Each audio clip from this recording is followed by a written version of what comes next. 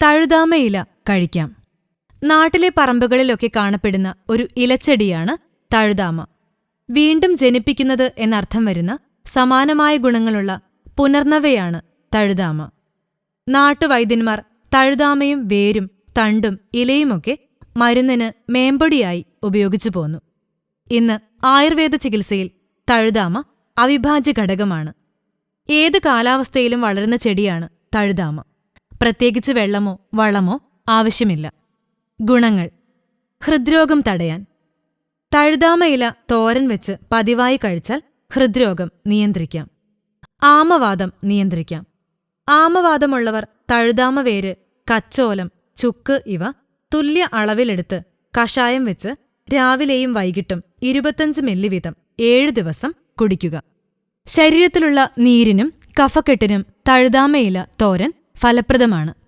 കൺകുരു മാറാൻ തഴുതാമയുടെ വേര് തേനിൽ അരച്ച് കൺപോളയിൽ പുരട്ടാം. മൂത്രാശയ സംബന്ധ രോഗങ്ങൾക്ക് ഫലപ്രദമാണ്. തഴുതാമ, ഞെരിഞ്ഞിൽ, വയൽച്ചുള്ളി ഇവയിട്ട് വെള്ളം തിളപ്പിച്ചു കുടിച്ചാൽ മൂത്രാശയ സംബന്ധമായ അസുഖങ്ങൾ തടയാം. മൂത്രത്തിലെ കല്ല് മാറാനും ഇത് നല്ലതാണ്.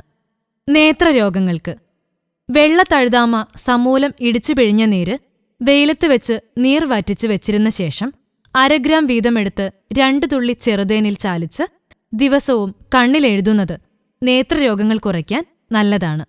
ചർമ്മരോഗങ്ങൾക്കും വിളർച്ചയ്ക്കും ശരീരത്തിലെ നീരുവെക്കലിനും നല്ലതാണ് തഴുതാമ കഴിക്കുന്നത്. ത്വക്കിനുണ്ടാകുന്ന പ്രശ്നങ്ങൾ മാറ്റാൻ തഴുതാമ തൈലരൂപത്തിൽ ഉപയോഗിക്കാമെന്ന് ചരകസംഹിത പറയുന്നു. തഴുതാമയിട്ട് വെള്ളം തിളപ്പിച്ചു കുടിച്ചാൽ ഗർഭിണികളുടെ കാലിലെ നീരു കുറയും. ഗർഭകാലത്തെ വിളർച്ചയും പോഷകക്കുറവും തടയാൻ തഴുതാമയില പതിവായി തോരൻ വെച്ച് കഴിക്കുക. തഴുതാമ വേരരച്ച് നെല്ലിക്കാ നീരിൽ കഴിച്ചാൽ പ്രോസ്റ്റേറ്റ് വീക്കം നിയന്ത്രിക്കാം. രക്തക്കുറവ് പരിഹരിക്കും.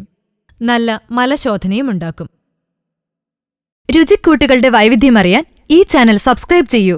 Tasty world